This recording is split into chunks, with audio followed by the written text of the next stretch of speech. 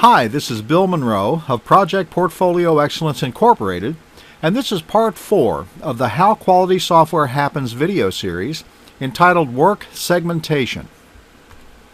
In this video, we're going to talk about the work segmentation process of project request and fulfillment planning.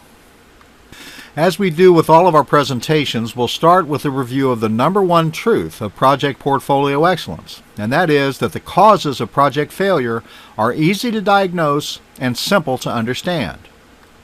And the objective of this series of videos is to help you to develop the ability to diagnose and understand the causes of project failure so you can use those abilities to your advantage in your future project endeavors.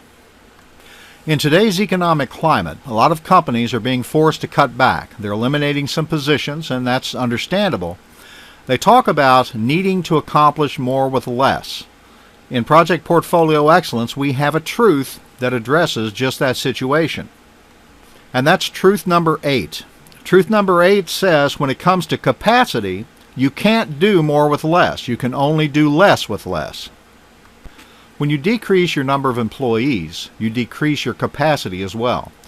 And since the amount of operational and daily work that has to take place is probably not going to decrease along with it, the people that are left are going to have to spend more of their time doing the work that keeps the company running on a daily basis. This means they're going to have less capacity for new project work. The concept of lean is to eliminate waste. So if you're running lean, the last thing you want to do is to waste time, money, and energy on projects that have little to no chance for success because you no longer have the capacity to succeed with them. If you've watched the earlier video on project request and fulfillment planning, you'll remember that PR&FP is our methodology for project portfolio excellence. It includes the processes that we use to analyze our demand, or the amount of work that we want to achieve, and then balancing that against the capacity we have to perform that work. There are a number of truths in Project Portfolio Excellence that combine to describe the importance of work segmentation. Let's take a look at some of those. First of all, Truth 128 says that in order to effectively plan resources and capacity, you must understand in detail the work that is to be fulfilled. And of course that describes the need for work segmentation. And the reason that it's so important for us to understand our demand in detail is given in truth number 118. The biggest enemy of planned work is unplanned work. Anytime that we have new work that comes up that we didn't originally plan for, it means that we have to change our plans to accommodate that work. And the reason this hurts us is shown in Truth 119. The capacity consumed by unplanned work is stolen from capacity that was intended for planned work. And that leads us to the objective of Project Portfolio Excellence, and that's given in Truth number 120. The objective of Project Portfolio Excellence is to increase as much as possible the percentage of planned work and to manage as well as possible unplanned work. Now let's take a closer look at the details of work segmentation. In work segmentation, we break our total work down into two types or classes of demand: continuous demand and intermittent demand. Now you can see on this slide that we've highlighted continuous demand.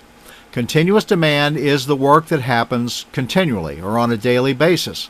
Our operations work and maintenance work falls into this category, and operations and maintenance makes up a large part of the work that's done in any company. In addition to lights-on work or operations and maintenance work, we've also included quality and improvement work in this category. When we include quality and improvement activities in continuous demand, what we're saying is that some portion of your resources should be dedicated to rooting out quality problems in your existing systems and data infrastructure so that those systems can return more value. The last category in continuous demand is rework. Rework consists of fixing project deliverables that weren't right the first time around. It also consists of accommodating requirements that weren't captured in the early planning stages of the project. Both of these activities consume a lot of time and resources, but most importantly, they're wasteful. You can expect that as you adopt project portfolio excellence and your capabilities improve, you'll see a decrease in the amount of rework that you need to do and the amount of quality corrections you need to do post-implementation, thereby decreasing your overall continuous demand. The last thing I want to say about continuous demand is that for planning purposes, continuous demand should be thought of as mandatory. We need to allocate the capacity to support continuous demand before we start thinking about how much capacity we have left to apply to projects. And as truth number 34 says, if project work is not given the same level of respect as operational work, then project quality is likely to suffer. This means we need to be careful and not try to take on too many projects. Next, we want to talk about intermittent demand. Intermittent demand includes our project work, but it also includes a few other categories of work as well.